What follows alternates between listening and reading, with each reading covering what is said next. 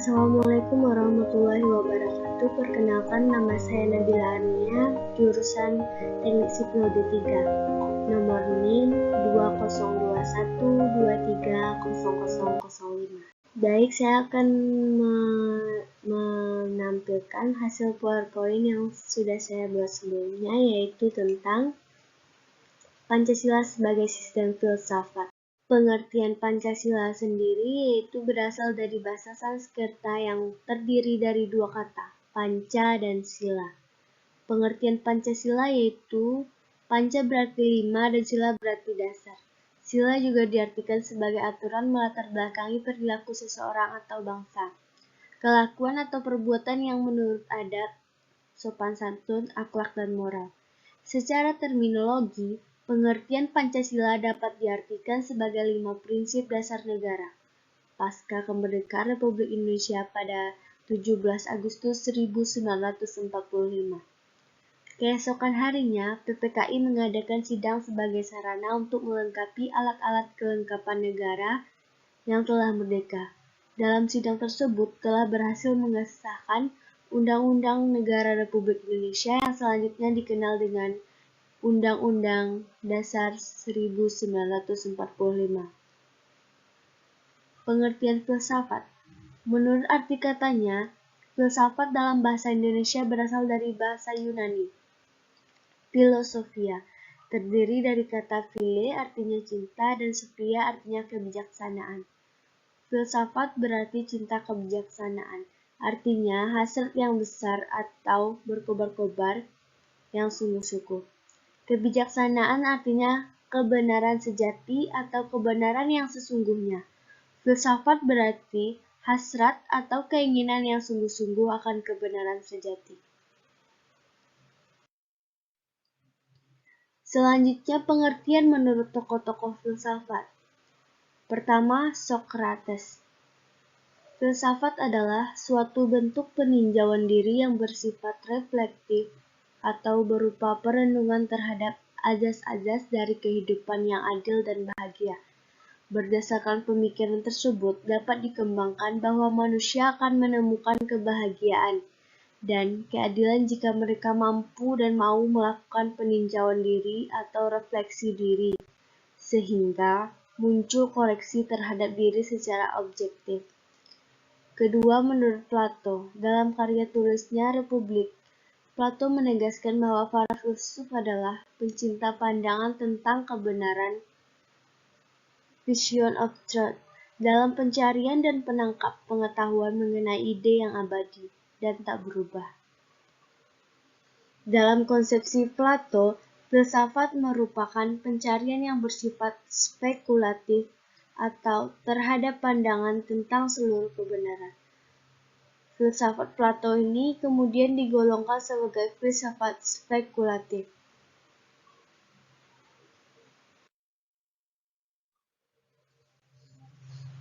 Pengertian Pancasila sebagai sistem filsafat. Pancasila sebagai filsafat mengandung pandangan, nilai, dan pemikiran yang dapat menjadi substansi dan isi pembentukan ideologi Pancasila. Filsafat Pancasila dapat didefinisikan secara ringkas sebagai refleksi kritis dan rasional tentang Pancasila sebagai dasar negara dan kenyataan budaya bangsa, dengan tujuan untuk mendapatkan pokok-pokok pengetahuan yang menyeluruh. Pancasila dikatakan sebagai filsafat karena Pancasila merupakan hasil permenungan jiwa yang mendalam yang dilakukan oleh 3 tokoh The Founding Father yang dituangkan dalam suatu sistem. Filsafat Pancasila memberi pengetahuan dan pengertian ilmiah yaitu tentang hakikat dari Pancasila. Prinsip-prinsip Pancasila sebagai sistem filsafat. Yang pertama, kepercayaan pada Tuhan Yang Maha Esa. Prinsip Pancasila menegaskan bahwa Tuhan memang ada, serta menyiratkan bahwa masyarakat Indonesia percaya akan adanya kehidupan setelah kematian. Kedua, kemanusiaan yang adil beradab. Prinsip ini mengharuskan setiap manusia diperlakukan dengan memperhatikan martabat mereka sebagai ciptaan Tuhan. Ini menekankan bahwa orang Indonesia tidak mentolerir penindasan fisik atau spiritual manusia oleh rakyat mereka sendiri atau oleh negara manapun. Yang ketiga, kesatuan Indonesia.